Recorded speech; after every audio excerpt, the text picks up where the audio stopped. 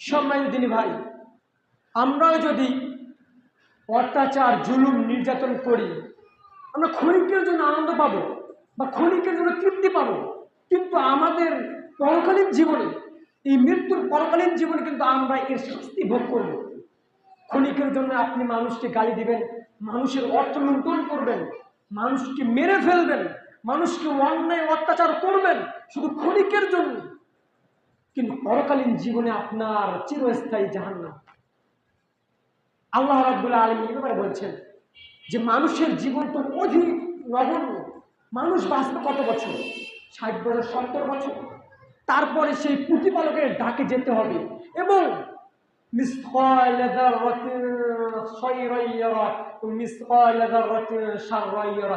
সেদিন তাকে দেখানো হবে তার বিন্দু বিন্দু পাপ, যেই পাপকে মনেই করতো না যেটা পাপ,